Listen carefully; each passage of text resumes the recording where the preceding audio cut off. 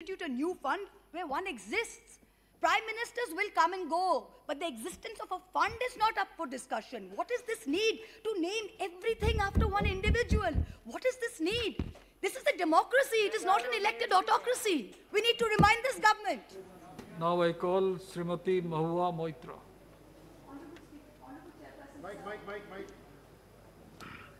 Honorable Chairperson, sir, I symbolically stand to oppose the Taxation and Other Laws, Relaxation and Amendment of Certain Provisions Bill 2020 on behalf of my party, the All India Trinamool Congress. This bill is deeply problematic because it further weakens the rights and resources available to the states by taking away the statutory promises made under the new GST regime. And on the other hand, it corners public funds for PM CARES to the direct detriment of the state relief funds. Clause 7 of the bill seeks to amend the Central Goods and Services Act 2017, allowing the government to extend the time limit for completion of actions under the Act in events of force majeure, such as an epidemic. With retrospective effect, this will permit the government to retrospectively validate its failure and extend the time limit indefinitely while dispersing compensation to the states. I wish to ask, via you, Honourable Chairperson, does the Honourable Finance Minister conveniently forget that GST was only made possible because the states ceded almost all their powers to levy local indirect taxes?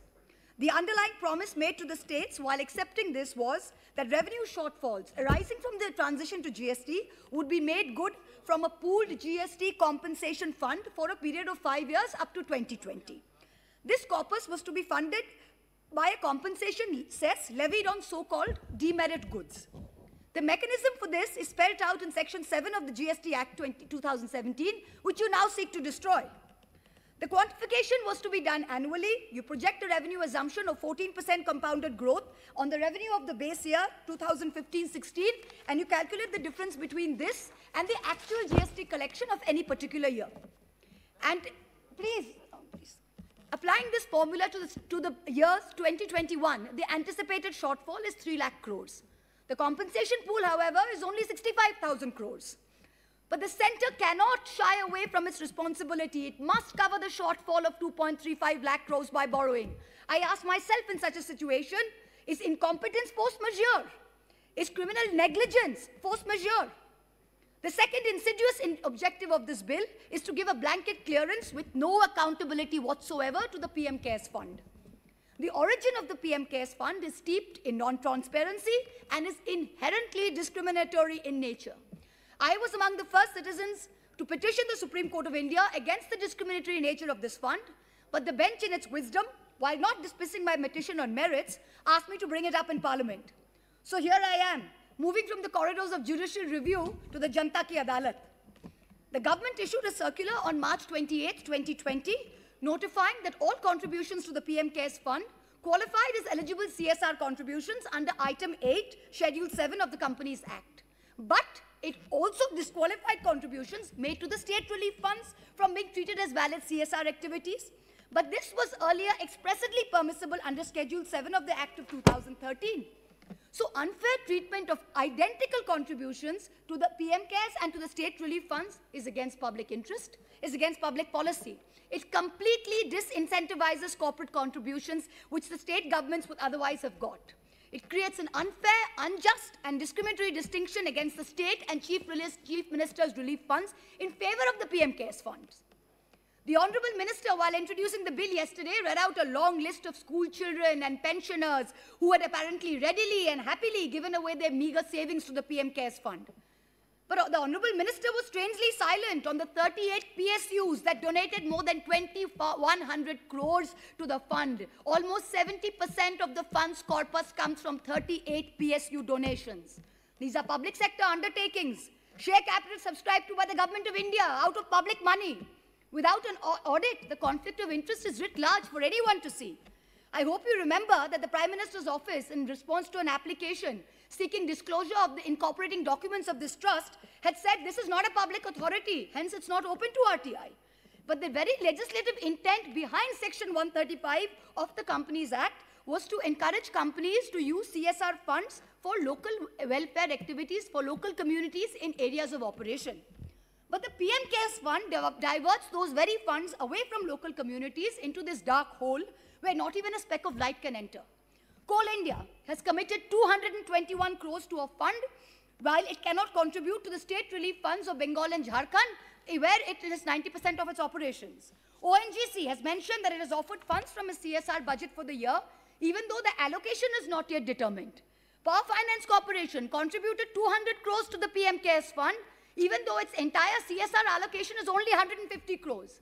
It's almost like the courtiers of the emperor are competing with each other to give gifts to the emperor with public funds. If these improprieties were not enough, then please consider the massive donations made by Chinese companies. This is horrific.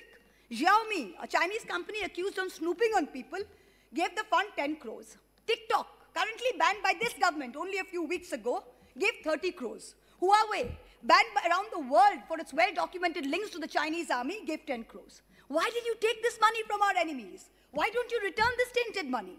I'm sure no dying Indian would want to be on a ventilator paid for by enemy money at this time. Would they? Right. I ask you, you say you have put 2,000 crores towards the purchase of 50,000 ventilators. Please lay on the table of this house how many ventilators have been physically delivered, to which hospitals, to which states. Also tell us the manner of procurement. The way airwaves and the way airports are sold in this country to crony capitalists, I hope this procurement was not done by those same individuals. This is a question that we need to ask. And the dangers of these unverified foreign donations are amplified by the fact that the PM CARES fund is exempt from FCRA regulations, even though it doesn't meet the precondition of a body whose funds are audited by the CAG. You are bringing the PM CARES fund under the ambit of the same clause that governs the Prime Minister's National Relief Fund, the existing fund. What is the need to institute a new fund where one exists? Prime ministers will come and go, but the existence of a fund is not up for discussion. What is this need to name everything after one individual? What is this need? This is a democracy. It is not an elected autocracy. We need to remind this government. First, you are raising funds on the basis of public office. The very name, a Prime Minister's fund, makes people think this is government authority. So by saying it is not open to RTI, you are running away from the spirit of transparency you claim to be wedded to. Second, cabinet ministers are trustees administering the funds. So you are impermissibly expanding the scope of your ministerial office in excess of the mandate determined by the Constitution.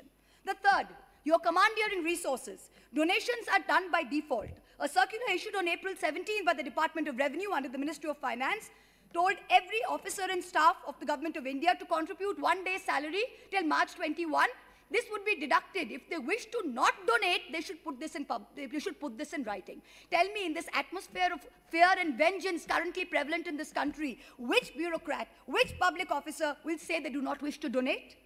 I have only a few minutes left, and so bear with my bluntness.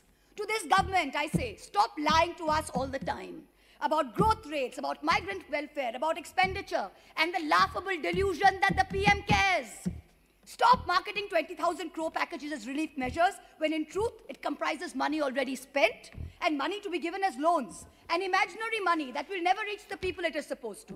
Stop cheating the state governments of their dues made through a constitutional promise. Stop wasting funds on vanity projects when the state governments who actually make a difference are deprived time and again. And so, I end by saying that today's India reminds me of Hans Christian Andersen's story, The Emperor's New Clothes, where the emperor was cloaked in nothing, but his sycophantic courtiers could not tell him so. The Bengali poet Nirendranath Chakraborty, in his poem Ulango Raja, said only one small innocent little boy in the entire kingdom had the courage to stand up and ask the naked emperor, Raja, tor kapor koi? Today I ask the same question, Emperor, where are your clothes?